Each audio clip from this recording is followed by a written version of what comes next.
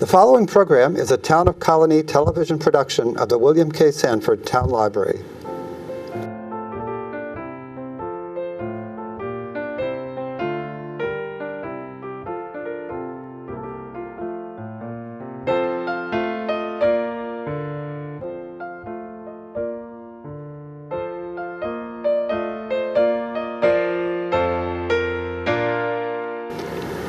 Welcome to An Open Door in the Arts. My name is Barbara Richer, and I am your partner as we travel throughout the Capital Region, meeting the wonderful, inspiring people that bring so much art into our lives. Today we have two very special guests with a very special art project. I've been struggling to get my arms around the whole concept of it. It's quite big and quite amazing, I think, and something that we're all going to want to get out and see and share together.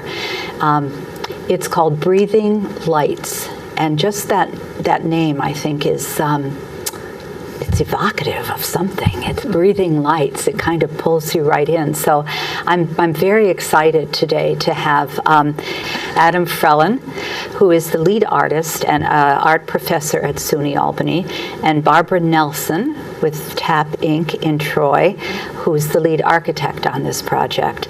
I usually have a longer lead-in, but there's so much I want to cover, and I admire what you're doing so much that I'd like to turn much of this over to both of you and just ask to help us get started. I know that you told me, Adam, that this has been germinating since 2014. And I know that in April of this year, you announced through AHA an Open the Arts program, and so now we're even closer. So it seems like it's another step forward. Can you share how that started in 2014 and what all you've gone through up to now? We were, there was an application process, and Barb and I didn't know each other at the time, and we applied separately for a grant that came down through the mayoral offices of Albany, Schenectady, and Troy, okay, announcing this award, the public art challenge through the Bloomberg Philanthropies. How Albany, Schenectady, and Troy came together was through the Regional Alliance for the Creative Economy, and that set the wheels in motion for some type of project that would take place in all three cities. Barb and I submitted separate applications, and someone decided that it would be in maybe the best interest of an application to bring the two of us together. And during a meeting, we came up with the outline for what Breathing Lights would be. That just in and of itself is pretty amazing. Spending some time in the arts community, to have two different artists applying for something, and then have sort of the governing body say, is it possible to bring these concepts together or bring these artists together? Was that a challenge for the two of you in and of itself, or did you click right away? Well, I know personally I was fully willing, to explore what they had in mind. I trusted the people that were looking at the applications. What Bloomberg was looking for, what the Art Challenge was asking, was for a compelling and provocative art installation that also addressed a very pressing urban issue. Amazing. So I think they saw that in both of us. Adam is a very accomplished artist who has exhibited worldwide. So the experience that he brings to how to put an installation together at this level is just invaluable. And I think they saw me more as sort of a on the streets community partner, because that's the kind of work that TAP does. So I think it's been a happy conclusion. Happy partnership. Yeah. That's an incredible bringing together. Just knowing a little bit about the arts and having spent a lot of time on the streets myself, that's an incredibly wonderful thing that happened, and that synergy worked with the two of you. That's what's going to make this so special. I'm so excited about it. So then what happened from there? Well, we pretty quickly realized that in order to actually win this, it was going to have to be something of a very impressive scale. And so the lighting component, the issue of vacancy in our inner cities is just prevalent. It's throughout the Northeast, it's throughout every major city, through all number of reasons. So this is an attempt to give platform to that discussion, and not just about how public art can help us see those buildings differently and see those communities differently, but how we can turn up the volume on the discussion about funding and policy and those. I took a quote out of one of the parts of the various web pages that are covering this or online, and it says socially conscious public art, and I think that's what you're just talking about. And how do you see that as art? How do you present that as art, and have people not just blown away by the art part of it, but somehow recognizing that problem is, oh my God, that is a problem all around us.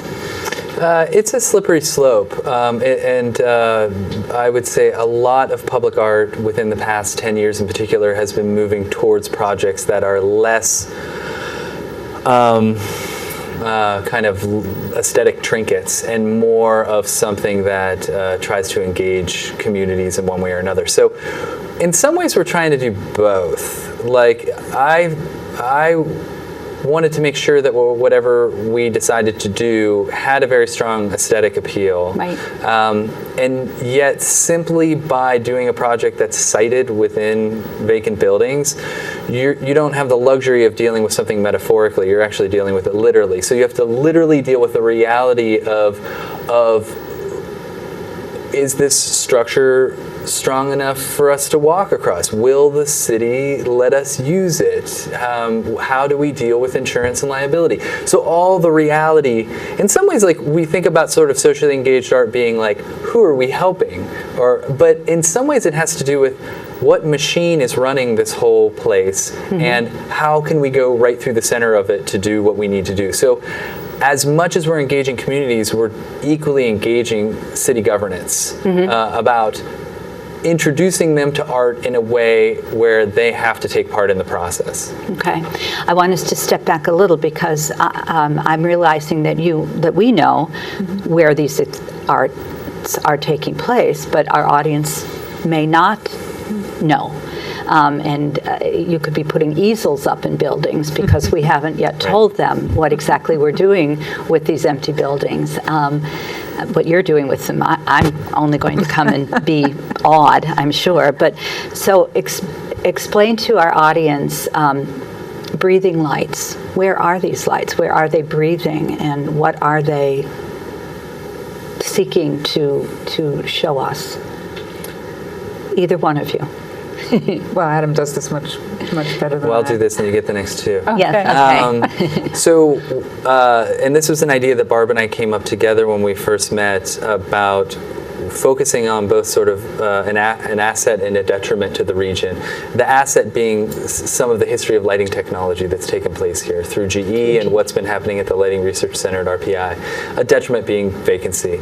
So it was about saying maybe what we do is cite some sort of lighting effect within vacant buildings. Well, I mean, it doesn't take much of a leap to think, well, first you want to create an illusion of occupancy. So an incandescent light that comes out of the windows to create the appearance of that. But that in and of itself is pretty forgettable. Like you wouldn't even know what was happening. You would just assume it was occupied. So that's when the idea of like, well, what's happening? Well, then the idea of the light actually creating the appearance of breath, dimming and brightening would do sort of two things. One, it would create this appearance of occupancy or an imagined occupancy. The second is that it would anthropomorphize each building into its own creature of sorts. And with hundreds of these cited throughout the capital region, we hope it will allude to this life force that exists beneath the entire region that's coming out in these particular nodes. Okay.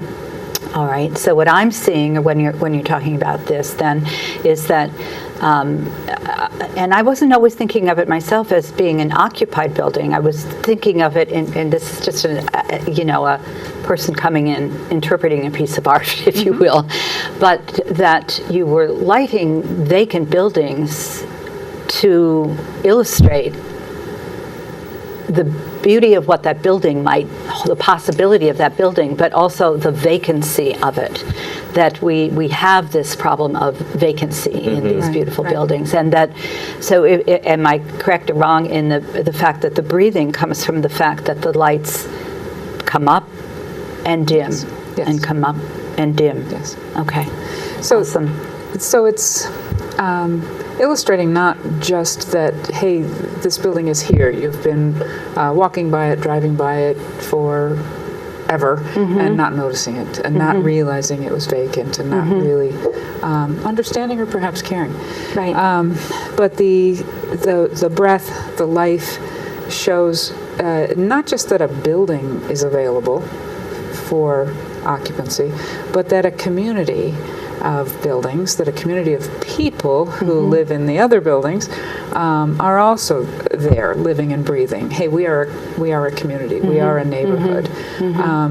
So we hope you might imagine, as you pass through and you see these buildings, spotting them and scattered around, that in fact they're sort of tied together underneath with They are the a life, community. with a life force that comes from the community itself and from underground.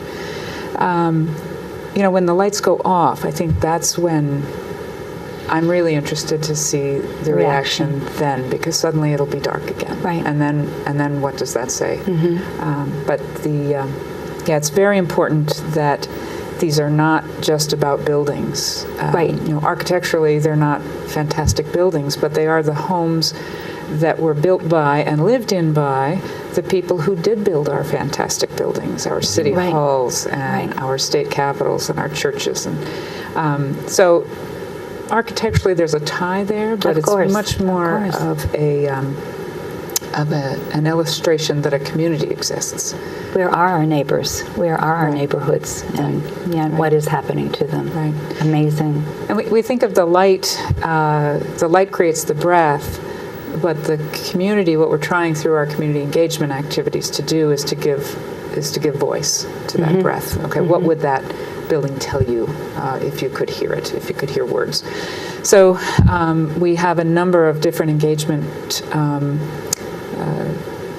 programs that will help kind of fill in the stories of who did live there, of who could live there, wonderful. Of what the people in the community, the youth in the community feel is possible for their neighborhood. What is it that they want observers of the light to take learn away. and take away?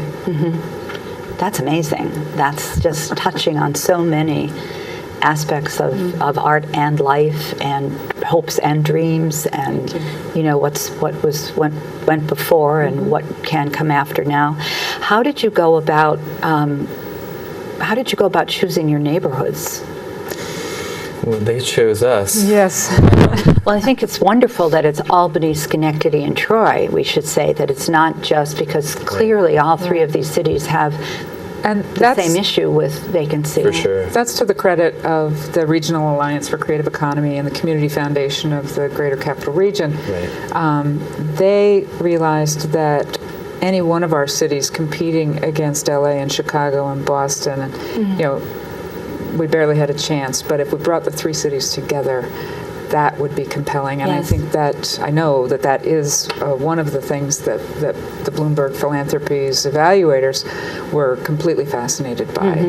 How are these three cities going to work together? Right. And there's some parts of the project that it's kind of fascinating because there are certain things within the project that have defined their own parameters. And so, for instance, where we light these buildings, there was no curatorial choice involved. Like, the vacant buildings are in particular neighborhoods, and those are in neighborhoods that have seen decades of disinvestment. Right. So in the same way that you can't you can't create a project that metaphorically deals with vacant buildings while literally being in them. The same thing goes for the neighborhoods too. We only can light buildings where they're vacant, and they're vacant in the south end of Albany and Arbor Hill, and in Troy it's North Troy, and in Schenectady it's Hamilton Hill, and that's where it is. And if you look geographically about some of these neighborhoods, you can see that roads have been built in such a way that they're kind of cut off. You really could live your whole life here and never go there. And so this project's going to be happening, despite the fact it's going to be taking place in hundreds of locations, it's going to be really happening within these neighborhoods. So if you don't go there, you won't see it. So we're putting art where it normally doesn't go.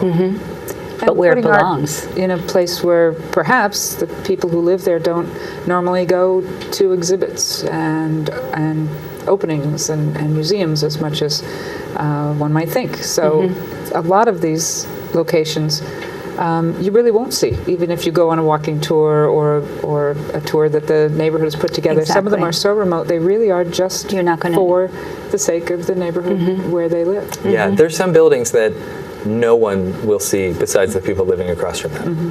And I kind of like that idea too. Yeah.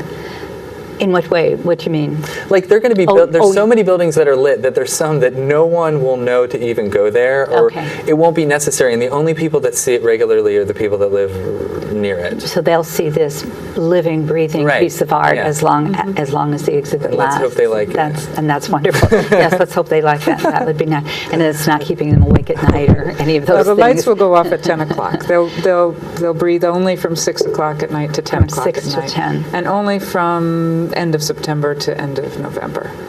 And will there be, I would guess there would have to be some kind of map system or something that people can pick up from somewhere, knowing where they're going to be going? Each community, so in each city, we engaged a community hub, we're calling them, an existing sort of cultural community center that was already representative of the community. So in Troy, we have the Sanctuary for Independent Media in North Central Troy. In Schenectady, it's the Boys and Girls Club on Craig Street. And in Albany, it's the Albany Barn. Okay. And so within each of those community hubs, there's a series of kind of leadership advisors for us, ambassadors, we call them. We're working with each of those organizations to help us do evaluation on what do people think about public art. Does this change how they think about public art? Does it change it positively or negatively? Bloomberg, you can imagine, really appreciates data. Would be really, really interested in having some of that come back to him, I'm sure. But what I'm asking is that if I'm very eager to go, so would I go to one of those or all of them, because I'd like to go to each city? Do I go to the barn and do they give me something that says go to this neighborhood on this street and this is where it will be, or how do I know that? So I would suggest you go to the website. There's going to be a series of events all throughout those 2 months. Okay. Each city will have their celebration event on different dates, different weekends, sort of tied into other things that those communities are doing. And on those event days, there will be walking tours that one can attend. And each of them are deciding, do we want to publish a map? Do we want people to explore on their own? But there will be some maps that indicate the density and sort of the general area of where these are. And some of them will have little footprints for foot walks and others. Where you but walk. We're letting the And there's a newspaper being made right now, like a 16-page newspaper that overviews the whole project, that'll have maps in it and all that information. And it's going to be available at kiosks, all sorts of places. Coffee shops. And coffee shops and places, like Metroland. Just like all that. Okay, that's good. About that's very one good. thing. Metroland about one thing. Right. And will each city have like if I wanted to go out on a Saturday night and see everything, can I go from one city to the other? Sure. Okay. And there'll be, the project will just be happening, but then there are all these events that Barbara's referring to that are going to take place at certain times. Because we have 3 cities, we have to stagger them. So yeah. everything starts in Troy Okay. at the Art Center. There's going to be an exhibition that opens at the Art Center that's called Inside Breathing Lights. Inside the Lights. Inside, I can't remember. I think it's Inside Breathing Lights. And it's sort of a behind-the-scenes Wonderful. thing. Wonderful. So that's going to open on October 1st, and there'll be sort of an opening event that has a shuttle that takes people between the sanctuary and downtown. That's your grand opening. Right. So it October corresponds 1st. with their Story Harvest, which is their Wonderful. big event. Wonderful. And there'll be similar events in Albany and Schenectady too. Okay. So, and all that will be available in this newspaper. That's just excellent to know. So people can go to as many events or as many quiet times Yes. to just appreciate Right. the breathing lights as they might want to. Yeah, and then why don't you talk about the art projects too? Oh, so another component of our community outreach was we offered moderate stipends to 8 artists. We put out a call for proposals, and we received 57 or so. Wow. So we selected a number of local artists to provide their interpretation of the concept of breathing buildings and breathing light. So some of them have to do with the dark side, and some with the lighter, future side. But we've got poetry, we've got film, Theater, installations, large-scale sculpture. Yeah. That's amazingly So wonderful. those will all be located on the maps in each city as well. Okay. And a good number of them engage the community in kind of creating the artwork as well. That's wonderful. I mean, you could just see so much art coming out of this if your mind is working. If you have an artistic mind and it gets triggered, which this would trigger it. Do you look at what's gone before in this home? Or do you look at what might come next for this home? Or it's just amazing. What would you like to see come out of this project? In the end, it all rolls together. I think fundamentally we'd like people to enjoy it. Of course. We're hoping that it is effective in bringing people out to see these communities in a different manner, in a different light. But come next April, we will have compiled all of the videography, all of the artwork, all of the data from evaluation. There's some policy pieces that are being worked on. Amazing. And then we believe in Proctor's in April in Schenectady that we'll come together as sort of a summit or a conference, and you'll see panel discussions or maybe little 5-minute TED Talks of about urban planning, about fighting blight, about some of our other cities in the nation are forging ahead and setting good examples or coming to learn, but also interspersed with the artwork. So maybe a snippet from a play, a video. That's been maybe created. Maybe the youth media coming together Wonderful. as a panel. So, so once the lights go out, we still have plenty to There's do. a lot of work. And WMHT is creating an hour-long documentary about the project, so it'll premiere there at the summit. At the summit? Yeah. Right. Okay, at the Proctor's Yes. Summit. Okay. Yes. That's wonderful. That's wonderful. But it really, it helps me to understand why I was having such a hard time getting my arms around this project, because You're not alone. there's no real beginning, it seems like, and there's no real end of it. It just wants to continue to breathe. And you've created not a monster, but just this amazing work of art. Sometimes it's a monster. Well, I'm sure for you folks it must be a monster a lot, but it seems like it wants to continue to inform and inform and inform, and don't forget this piece and that piece. Yeah. And then the Bloomberg Philanthropies collects probably a good deal of this and tries to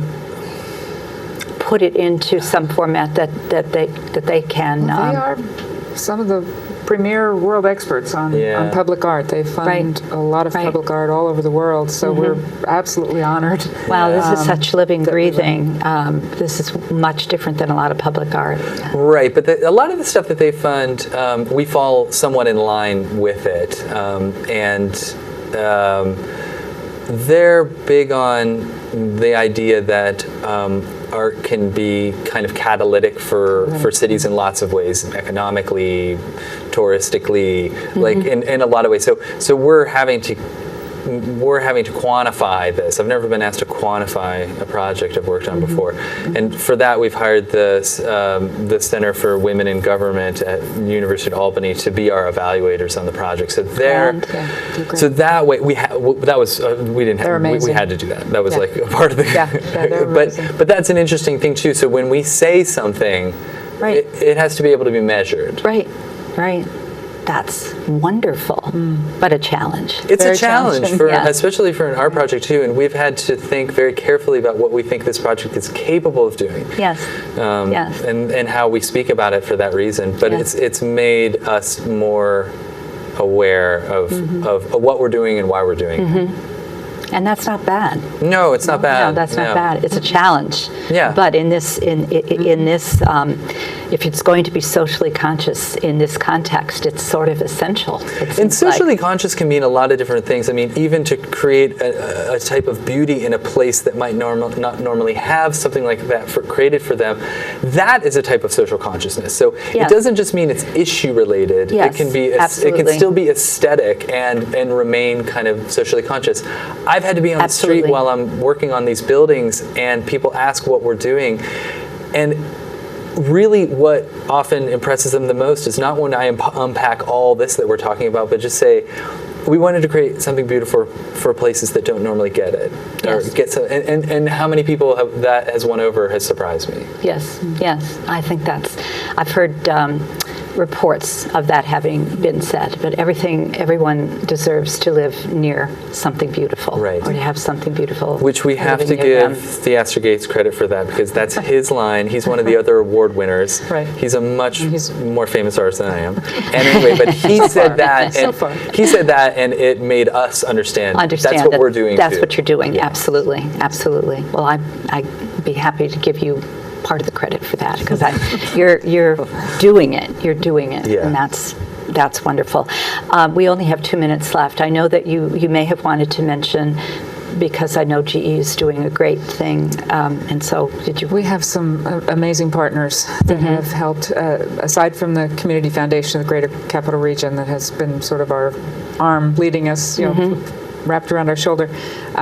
GE has given not only some financial assistance, but some real expertise from their lighting engineering folks. And KeyBank MVP has been amazing. If we start, we'll. I know. I don't want to start. But I will tell folks. I will tell all of you that at the end of this interview, there will be a couple websites that you can go to, and a lot of that information will be there. And that if we haven't mentioned somebody, it's just because there are so many wonderful, wonderful corporations, companies, and people that have come out of the woodwork to support this, and we're all breathing together, I think, at this point. And it sounds like it's really going to happen, which is very exciting. 1 month. Are there things that you might want to say very quickly that we haven't touched on? Anything you might want to say? I would just say thank you to the Capital Region for the reception that we've received so far. Just invitations like this are really rewarding. Yeah, I agree. Good. Oh, thank you. Thank you. Things like the art, this program, we know, don't we, that it enriches our lives. It allows us to go out there when things aren't so hot, when our building might be vacant, and see it in a different way and bring beauty back to it. So I am so glad. Thank you so very much for being here. We will have those websites at the end. October 1st at the Art Center for the Capital Region in Troy will be the opening ceremonies. At what time? Do we know yet for sure? About 7, but watch the websites. Right. Watch the websites. Massively exciting, and I hope I see all of you walking from one city to the other and really taking in what together maybe we can do to bring beauty back to a lot of our inner cities. Thank you so much for joining us on Open Door to the Arts. See you next time.